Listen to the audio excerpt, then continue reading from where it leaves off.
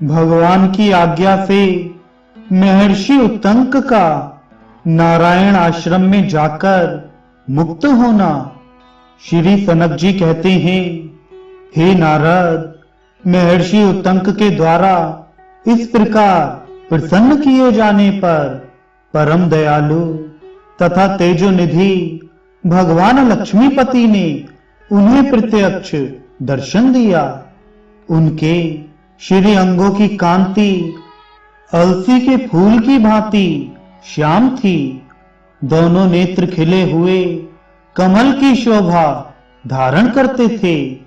मस्तक पर किरीट, दोनों कानों में कुंडल, गले में हार और भुजाओं में केयूर की अपूर्व शोभा हो रही थी।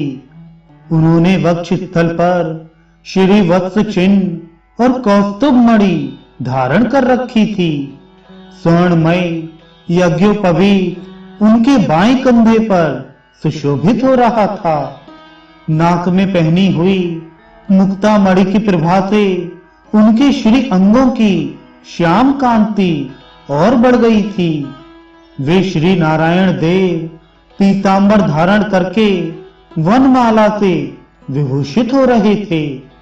तुलसी के कोमल दलों से उनके चरणार बिंदों की अर्चना की गई थी। उनके श्री विग्रह का महान प्रकाश सब ओर छा रहा था। कट प्रदेश में किंकड़ी और चरणों में नुपुर आदि आभूषण उनकी शोभा बढ़ा रहे थे। उनकी फहराती हुई ध्वजा में गरुड़ का चिन्ह सुशोभित था।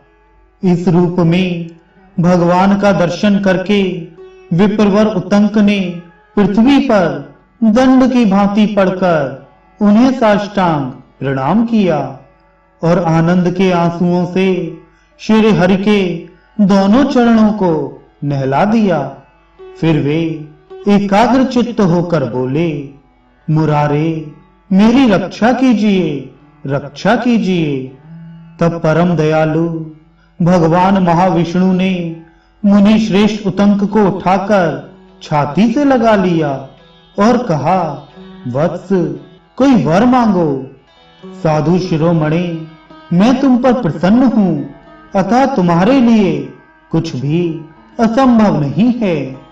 भगवान चक्रपाणि के इस कथन को सुनकर महर्षि उत्तंक ने पुनः प्रणाम किया और उन देवादिदेव जनार्दन से इस प्रकार कहा, भगवन, मुझे मोह में क्यों डालते हो? देव, मुझे दूसरे वरों से क्या प्रयोजन है? मेरी तो जन्म जन्मांतरों में भी आपके चरणों में ही अविचल भक्ति बनी रहे। तब जगदीश्वर भगवान विष्णु ने एवमस्तु, ऐसा ही होगा, यह कहकर शंख के सिरे से उत्तंक जी के शरीर का स्पर्श कराया और उन्हें वह दिव्य ज्ञान दे दिया जो योगियों के लिए भी दुर्लभ है। तदनंतर पुनः स्तुति करते हुए विप्रवर उत्तंक से देवदेव जनार्दन ने उनके सिर पर हाथ रखकर मुस्कुराते हुए कहा, श्री भगवान बोले, जो मनुष्य तुम्हारे द्वारा किए हुए स्तोत्र का सदा पाठ करेगा, वह संपूर्ण कामनाओं को प्राप्त करके अंत में मोक्ष का भागी होगा। नारद जी, ब्राह्मण से ऐसा कहकर भगवान लक्ष्मीपति वहीं अंतर्धान हो गए। फिर उत्तंक जी भी वहां से बद्रिकाश्रम को चले गए। अतः सदा देवाधिदेव भगवान विष्णु की भक्ति करनी चाहिए। हर भक्ति श्रेष्ठ कही गई है, वह संपूर्ण मनोवांछित फलों को देने वाली है। मुनि, नर नारायण के आश्रम में जाकर उत्तंक जी क्रिया योग में तत्पर हो प्रतिदिन भक्ति भाव से भगवान माधव की आराधना करने लगे। वे ज्ञान विज्ञान से संपन्न थे।